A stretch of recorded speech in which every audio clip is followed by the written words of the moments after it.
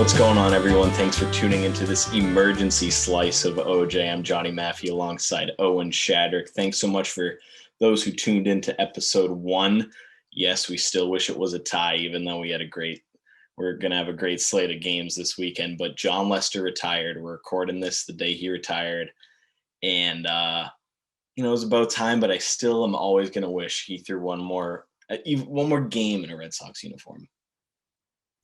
Yeah, hopefully he gets into the Hall of Fame. And when he does, hopefully he's wearing this cap. He was a Red Sox legend.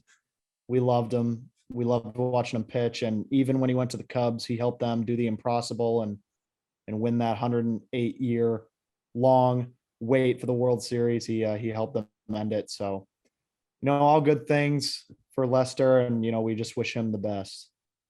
Absolutely. Of course, he was drafted in 2002 in the second round out of Tacoma, Washington by the Red Sox.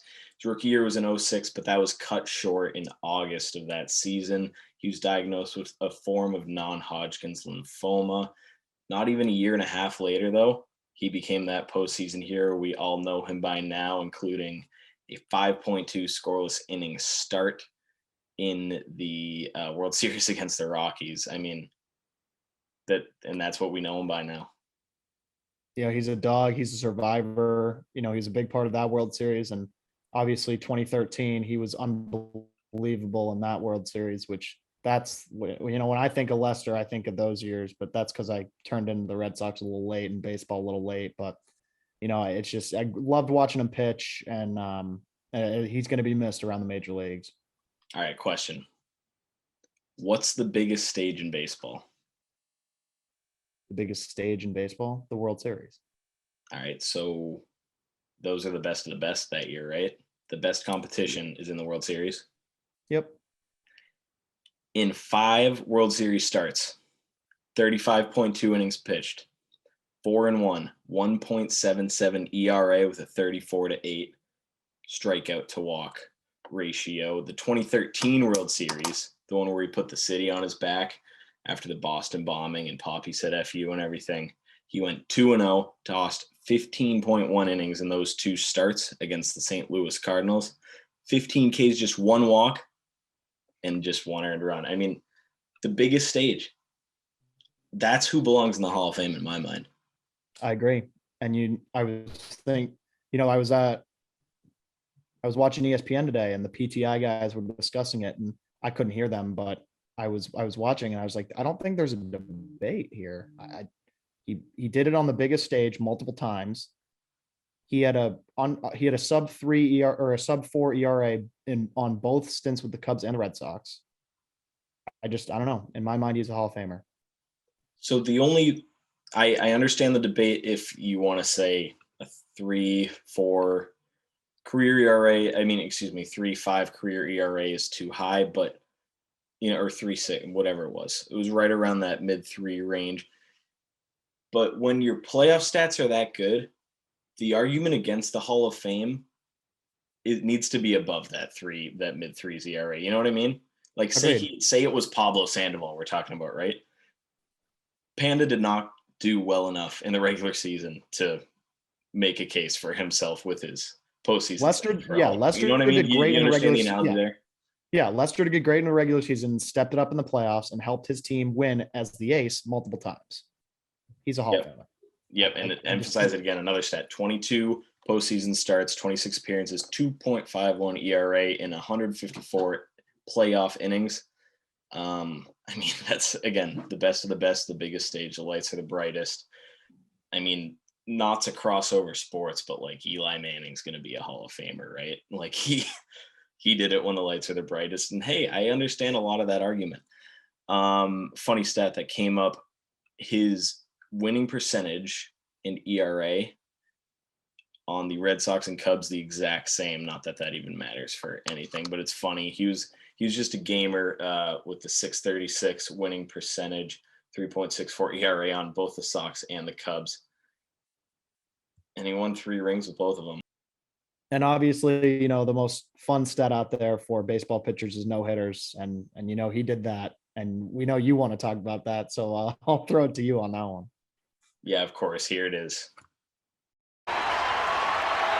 1 ball, 2 strikes, 2 outs, 9th inning.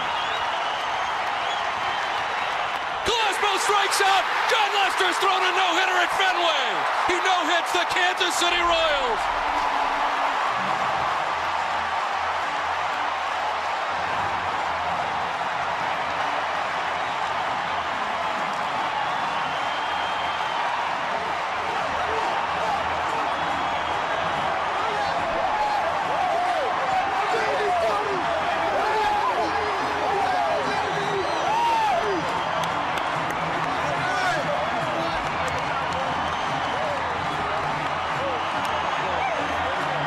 And yeah, that was, of course, one of our favorites, Don Arcillo. Got the retweet from him over the summer, no big deal. But that was probably when I learned how crazy, a no-hitter is, because I was nervous and I was a pitcher at the time, still am now, whatever. But like when it's like the 3rd inning, I'm thinking about it. He went, 9 innings.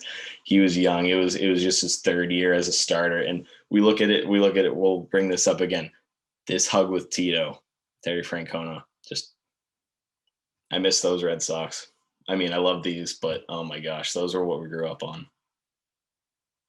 Yeah, and the one kind of, I guess, blemish in his career is the whole chicken and beer 2012 team. But at that point, with that manager, I probably would have done that too. So Yeah, I mean, no comment.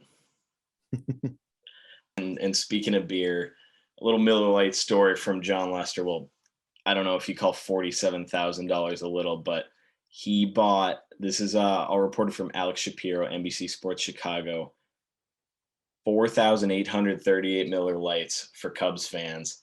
The tab went up to $47,111.38. And he tipped on top of those 4,300 beers. He tipped 34%, which was his number. So he's taking care of the fans. He's taking care of the bartenders. And when he knew he was leaving Chicago, he did that little thing. Not little. It's, I don't know why I keep saying that. It's it's just, it goes to show he's a class act. He's a great guy. He's relatable, and he's a fighter, a survivor, and a winner. And he's got the bling to show it. yeah, he's a winner, and he's a Hall of Famer. That's it. That's all I gotta say.